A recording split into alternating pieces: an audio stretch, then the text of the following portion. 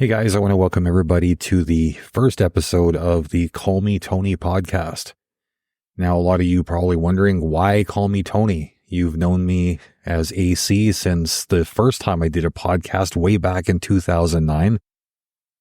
Probably most of the people who listen to me these days have never heard that podcast. But, one way or another, it's been AC every step of the way. But what a lot of people probably don't know is that my friends don't call me AC. My friends call me Tony. And I kind of like to get to a point where I can consider you guys friends. You can consider me a friend as well, that we can just figure out, I guess, how to know each other a little bit better. And I think there's a lot you can get to know about me based on the things I've talked about over the years. I realized that everything I've done in podcasting, both as a host and a guest since way back in 2009, has been trying to communicate some sort of message. Back when I did the first episode of my first podcast called Revelation of Reality, I was going through the bitter phase of deconverting from Christianity. I was a newly admitted self-proclaimed atheist, and I was pissed off at everything to do with religion and church and any of the ideas about God that I confronted. And my whole goal was just to basically tear down the church one brick at a time. Obviously, that didn't last.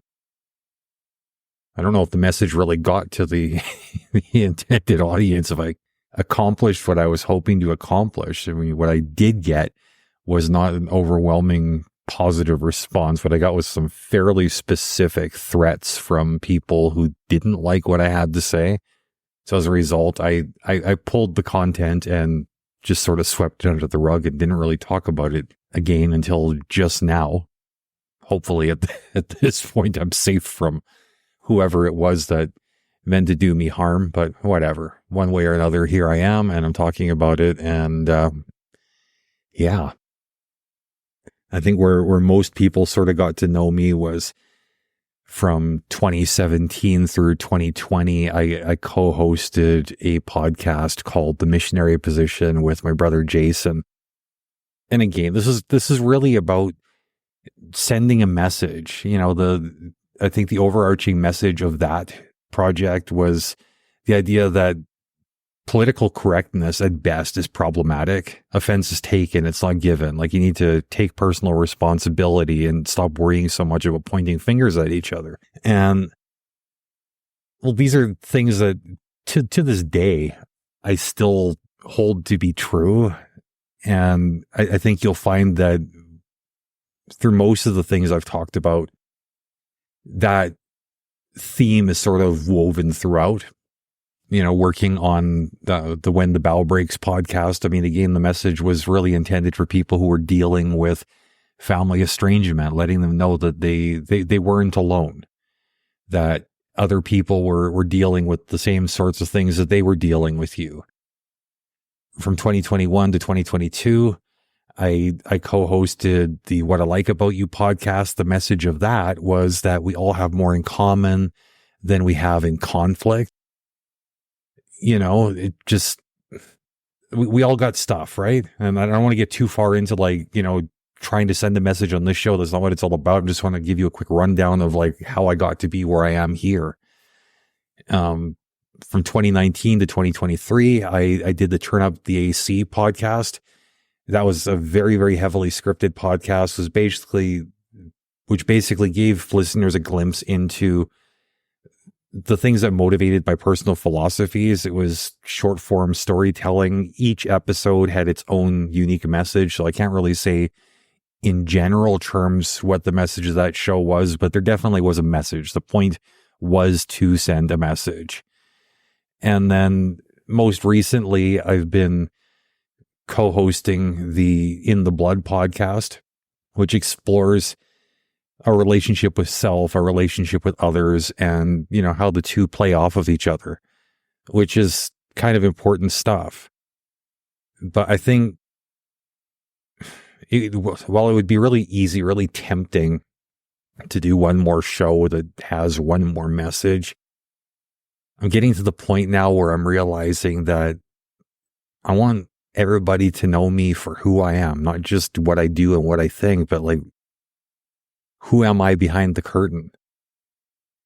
And it's not that I've been a secretive person. I've not been dishonest or anything like that. It's just certain things just don't come up in conversation. And without these certain things coming up, I don't think anybody who comes across me can really get a true sense of who I actually am as a person. You know, when I'm not being AC Bergen Fisher, who is Tony behind the scenes? What's he thinking about? What's going on? And I think what my plan is, at least at this point for this project, is I don't really want to have like a set theme. I don't want to have a set direction. I certainly, as stated, I don't want to have a set message. I also don't want to be completely directionless. It might feel like that sometimes. And if that's something that doesn't work for you, well, then this probably isn't the show for you. For anybody who's curious about, I don't know, the stuff that doesn't come up, well, maybe you will like this. Even if nobody listens, I'm going to enjoy talking about it because I just need to say certain things out loud. It's good for me, you know?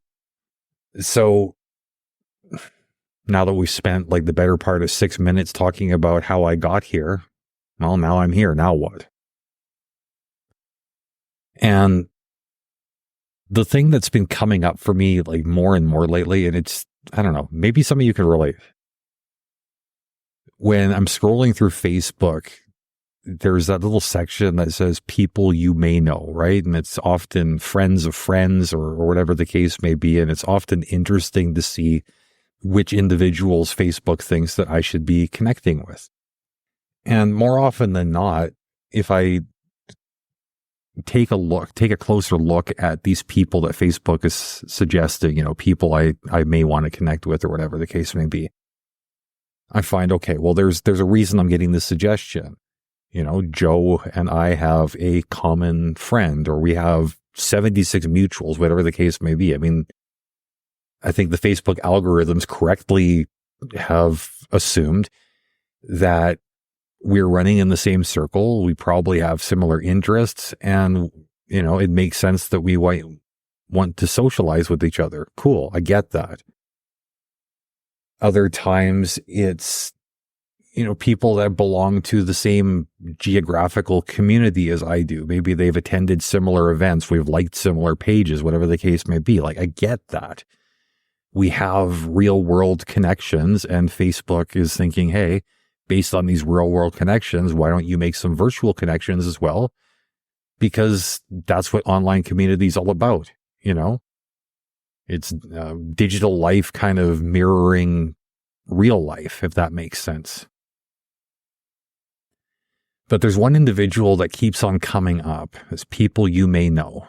And I can't figure out exactly why Facebook is suggesting this person to me, because it's not like I've never had any connection in real life, but the two of us don't share any connections online. We don't belong to the same community.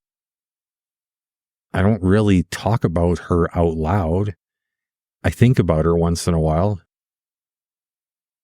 But unless Facebook has developed the technology to read my mind, I can't imagine why the Facebook algorithm seems so determined to make her and I connect. And I'm not going to name names. That's not really what this is all about. But I mean, who she was not the first person I ever fell in love with, but I would say like the person that I loved the hardest. The person who took the biggest piece of my heart, the person that after the breakup took the most time, the most tears to recover from. I couldn't even bear the thought of being with anybody else for the better part of like 7-8 years after the breakup. Like it hit me hard. You know, I really, really did love her, but, you know, it's anybody who's been in love and had the relationship fall apart on them, you realize that love isn't always enough to carry you through. No matter what the songs and the poetry would suggest, you do need more than love to pull you through certain situations. And that was certainly the case with her and I, and we went our separate ways. And, yeah, that was a long time ago. It really was.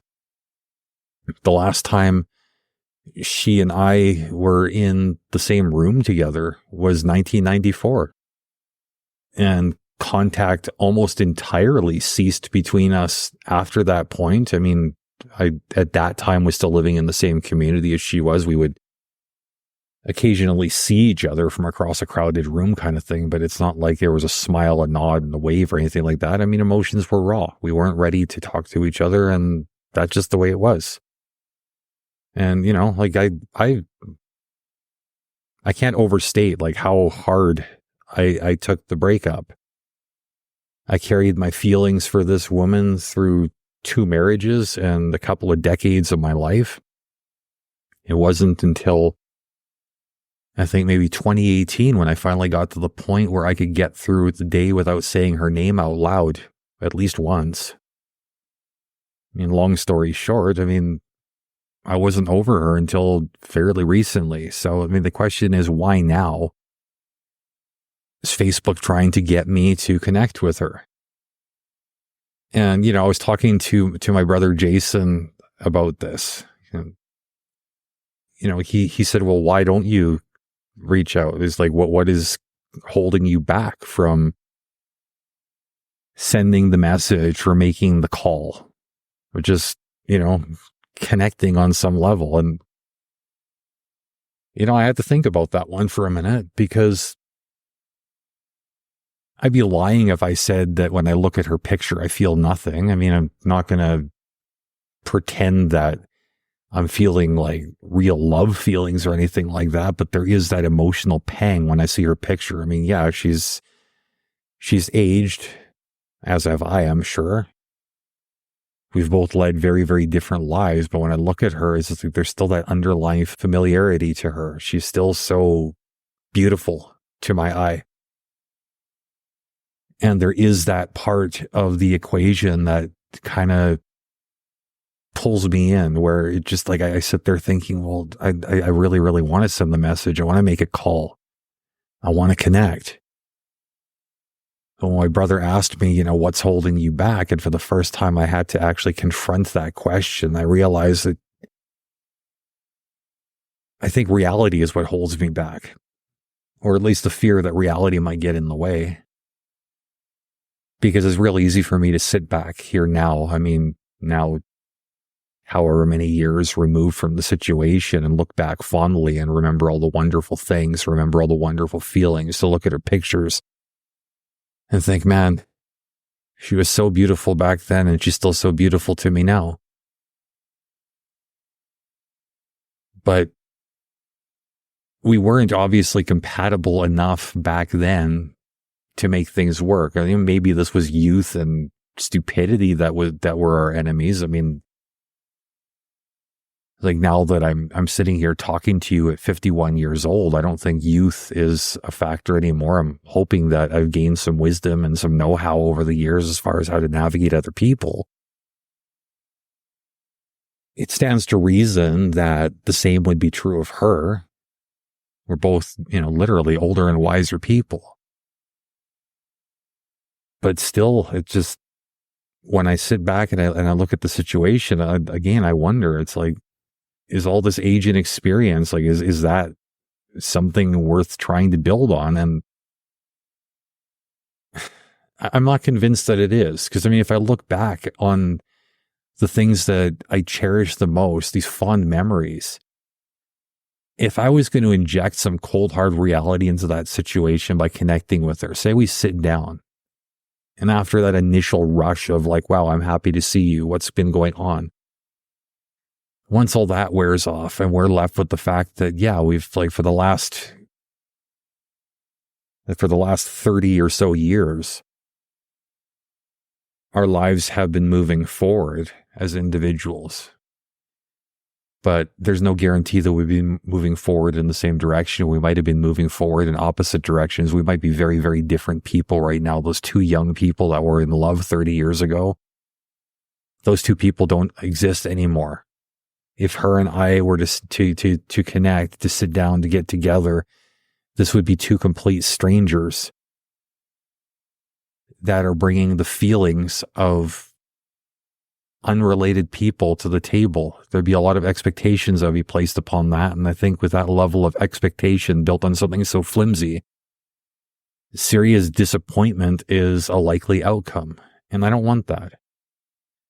When I look back on my time with her, I want to look back on something magical and innocent and wonderful. I want to forget any of the bad things that happened that might have led to us breaking up. I just want to remember her as the one that got away.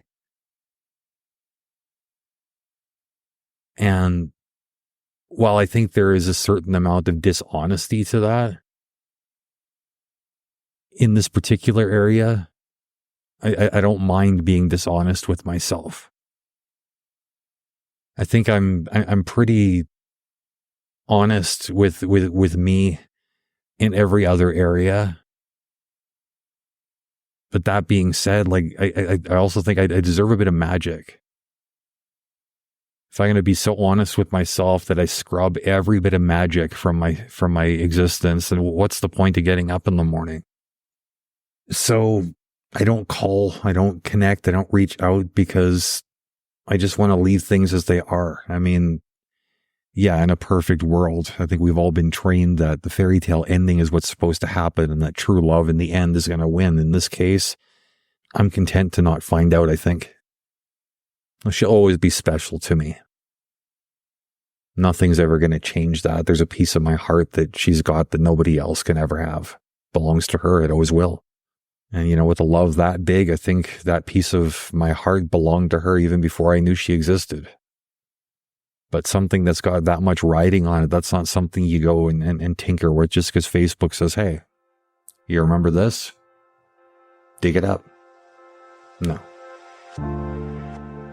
I don't want to do that. I prefer to live in my magical thinking, at least in this area. There is so much room for me to be logical and analytical and introspective with everything else. But in this area, you know what? I don't want to unpack it. I don't want to dissect it. I don't need to understand how or why it works. I just want to look at her picture. I want to remember the things, the times. And I want to experience that fondness that comes along with those things. And that's all I need. Anyways, guys, if you got thoughts on this or anything else I've spoken about either on this podcast or anywhere else, feel free to send me a message, send me an email, let me know. And just remember, call me Tony.